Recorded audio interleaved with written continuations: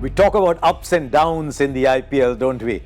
And I thought one team that experienced both rather closely in the last couple of years was KKR. You look at them in 2021, they had all kinds of issues there and just scraped their way in. Next thing they know, they're in the final and in with a chance of winning an IPL for the third time. Then the auction happens. There's a bit of a clean out in the auction, but it didn't quite go their way. I think they'll be the first to admit that that big auction didn't quite go that way. Then they finished 7th in 2022. Then there was another clean out. They've brought a few players in. And just looking at the structure of this side, I think there were 2 or 3 players they could have retained amidst all the purge. I thought an experienced Indian batter like a Rahane might just have come in handy for them. Sheldon Jackson, you never know when you need that wicket-keeper batter, especially now for them. And Shivam Mavi. Maybe they just thought they paid too much for Mavi, so they let all of them go. But they made 3 good buys, in my view. Jagadisan, who's been a better 50-over player than a 20-over player, to be honest. But Jagadisan gives them a top-order wicket-keeping option as well. I particularly like the purchase of David Villa. And as you all know, I've long been an admirer of Liton Das as a top-order, flamboyant, aggressive batter. Is on his way up, and there's no doubt about that. So I like those 3. And then towards the end, they went and bought back Shakib Al Hasan. And I get the feeling that Shakib might just play a big role for them, given that there's a little inexperience in that middle order. And then, of course, they made the big change in the coach, didn't they? We'll talk about Chandrakant Pandit as the coach as we go along. So what does their order now look like?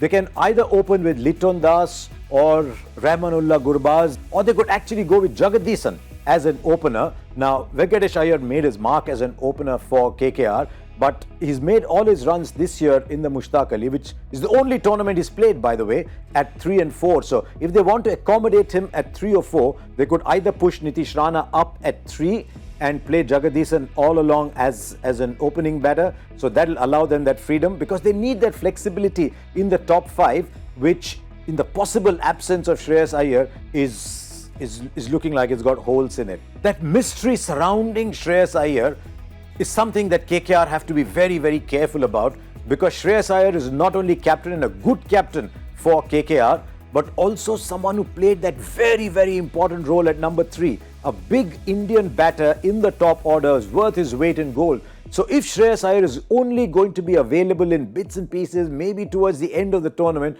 then there's a lot of holes to fill, because Nitish Rana needs to go one level up from what we've seen so far. There's Rinku Singh who plays these cameos. To budget against that, they've brought in Mandeep Singh, who's been around for a while. So that top 5 just needs a little bit of work. Venkatesh Iyer will have to play a big part in there.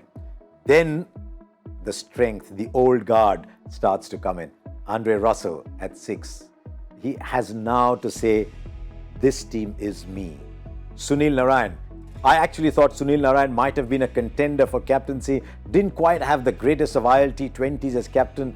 The Knight Riders went out very quickly, so I don't know if they want to burden him with that role. But the one thing about Sunil Narine is very interesting. You look at him year on year, and you say, how much longer does Sunil Narine have? And year on year, you look at his numbers, and they are astonishingly good.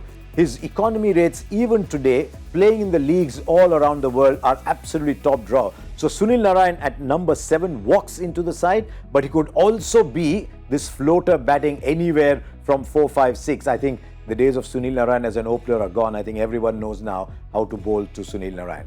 Now, this leaves the lower half of KKR. That's where the 2 trades come in. Lockie Ferguson, Shardul Thakur. They spent a lot of money on those 2. And those 2 have to come good. You can see why they've done those, because Shardul Thakur, the big hitting lower middle order player, and he'd have to bowl some crucial overs.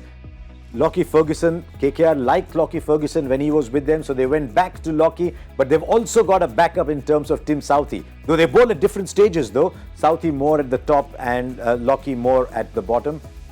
Varun Chakravarti, we don't know what the situation with Varun Chakravarti is, because he's been a little injury prone. But if he is bowling well, that's a 4-over bank there. And there's a big punt on Umesh Yadav. They've got a little bit of backup support in case Umesh Yadav pulls up sore. Don't forget, he's 35 years old now. And there's a lot of traveling going around, even for a very fit athlete like Umesh Yadav, that can get a little too much. So they've got Harshit Rana, they've got Vaibhav Arora as backup. Not yet in the same league as Umesh Yadav, we've got to say. But there is a little bit of backup there. Now, as you look through that list that I've read out, one thing will come to your mind straight away. Who bowls at the death? You can see that's why they've brought Lockie Ferguson back. But Umesh Yadav has been expensive at the death.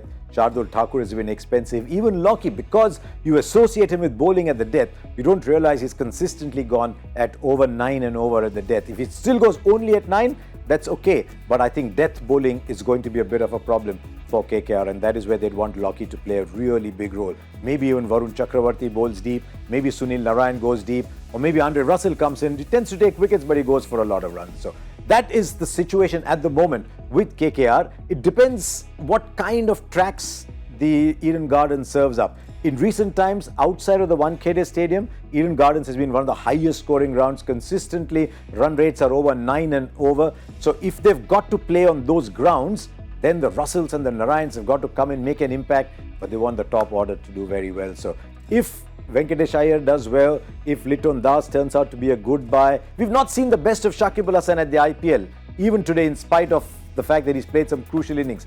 This could well be the season for Shakib Al Hasan. So, can KKR make it? I think it's a little iffy.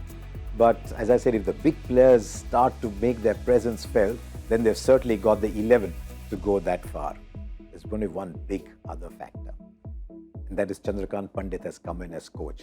Look at Chandrakant Pandit's track record in Indian cricket, and he's been among the best coaches there's ever been, whether it's with Madhya Pradesh, whether it's been with Vidarbha. But in each of these cases, he's been this dominant paternal figure who's molded a group of people to play exactly the way he wants them to play. In fact, sometimes he sits there and determines how the team should play from just outside the sidelines, which works very well in domestic cricket. I would love to see that style come good, but I want to wait and see if his dominant come play the way I tell you style works with players like Shakib Al Hasan, Andre Russell, Sunil Narayan. He's worked with Umesh Yadav before, but Shardul Thakur, maybe he's worked with him before in Mumbai as well. But these are much bigger players, and I'd like to see if that style works, because if it does, then KKR are on to a really good thing. So lots of things up in the air.